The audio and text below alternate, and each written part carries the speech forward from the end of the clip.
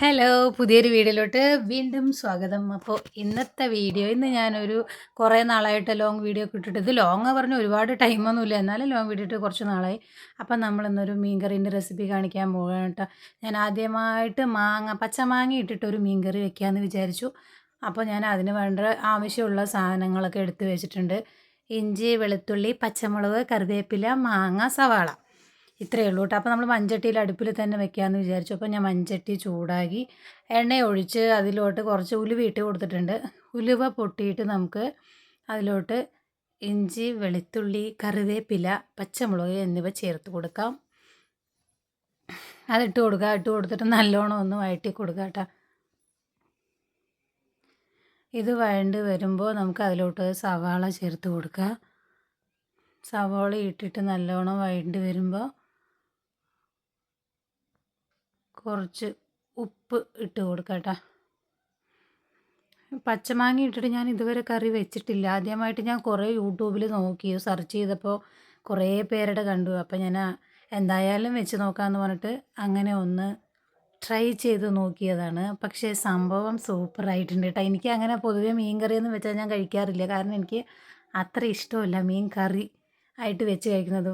Fry ചെയ്തത് കഴിക്കാൻ ഇഷ്ടമാണ്. പക്ഷെ മീൻ കറി ആയിട്ട് എനിക്ക് എന്തോ കഴിക്കുമ്പോൾ അതിൻ്റെ ഒരു സ്മെല്ല് നമുക്കിങ്ങനെ കുത്തുന്ന പോലെ തോന്നും. അത് കാരണം മീൻ കറി അധികം ഞാൻ വെക്കാറില്ല കേട്ടോ. മീനേ വാങ്ങിക്കാറില്ല. വാങ്ങിച്ചപ്പോൾ ഞാൻ എന്തായാലും അത് വെറൈറ്റി ആയിട്ട് എന്തെങ്കിലും ഉണ്ടാക്കാമല്ലോ എന്ന് പറഞ്ഞിട്ട്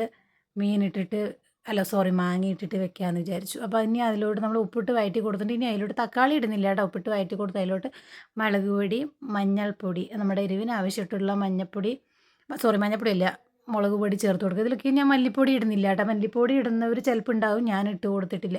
അത് വന്ന് നല്ലോണം വഴണ്ടി വരുമ്പം പച്ചമുളകൊക്കെ മാറി കഴിയുമ്പോൾ നമുക്ക് അതിലോട്ട് പച്ചമാങ്ങ, ഞാൻ 2 പച്ചമാങ്ങ എടുത്തിട്ടുണ്ട് പുളിക്ക് ആവശ്യത്തിന്. ഇനി നിങ്ങൾക്ക് ഇതിൽ പുളിപ്പ് പോരെങ്കിൽ നിങ്ങൾക്ക് അതിലോട്ട് വേണമെങ്കിൽ കുടംപുളി ആഡ് ചെയ്യുക, അല്ലെങ്കിൽ നമ്മുടെ വാളംപുളിൻ്റെ വെള്ളം ഒഴിച്ച് കൊടുത്താലും മതി.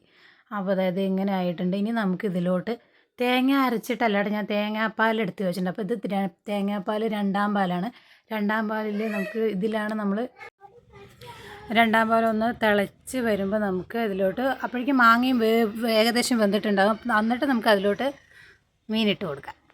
മീനിട്ട് കൊടുത്തിട്ട് നമുക്കിതൊന്ന് അടച്ച് വെച്ചിട്ടൊന്ന് ചെറുതായിട്ടൊന്ന് വേവിച്ചെടുക്കാം കേട്ടോ. അത് കഴിഞ്ഞ് അത് ഒന്ന് കുറുകി വരുമ്പോൾ നമുക്ക് അതിലോട്ട് 1ാം പാൽ ചേർത്ത് കൊടുക്കുക. ഇത്രയേ ഉള്ളൂ കേട്ടോ. സിമ്പിളായിട്ടുള്ളൊരു റെസിപ്പിയാണ്. ഉണ്ടാക്കി നോക്കുമ്പോൾ സിമ്പിളാണ്. എന്നിട്ട് അതിലോട്ട് കുറച്ച് കറിവേപ്പിലയും കൂടി തൂവി നമുക്കത് ഇറക്കി വയ്ക്കാം. എന്നിട്ട് ഞാനൊരു പാൻ വെച്ചിട്ട് അതിലോട്ട് കുറച്ച് മീൻ കറിയൊന്നും എല്ലാവരും കടുക് വറുക്കാറില്ല. ഞാൻ എന്തായാലും കാണാൻ നല്ല രസമുണ്ട് കളറ്. അപ്പോൾ എന്നാൽ കടുക് വറുക്കാമെന്ന് വിചാരിച്ചു. കടുക് പൊട്ടിച്ച് ഒഴിച്ചിട്ട്. അപ്പോൾ ഇത്രയേ ഉള്ളൂ കേട്ടോ. സിമ്പിളായിട്ടൊരു റെസിപ്പിയാണ്. അപ്പോൾ എല്ലാവരും ട്രൈ ചെയ്ത് നോക്കണം. അപ്പോൾ ഇന്നത്തെ വീഡിയോ ഇത്രയേ ഉള്ളൂ കേട്ടോ. അപ്പോൾ മാങ്ങയിട്ട് മീൻ കറി ഉണ്ടാക്കാത്തവരാരെങ്കിലും ഉണ്ടെങ്കിൽ ട്രൈ ചെയ്ത് നോക്കാം. മറക്കരുത്, ഞാൻ ആദ്യമായിട്ടാണ് മാങ്ങയിട്ട് മീൻ കറി ഉണ്ടാക്കുന്നത്. പക്ഷേ സൂപ്പറായിട്ടുണ്ട്. അപ്പോൾ ഇന്നത്തെ വീഡിയോ ഇത്രയേ ഉള്ളൂ. പുതിയൊരു വീഡിയോ ആയിട്ട് വരുന്നത് ടാറ്റാ.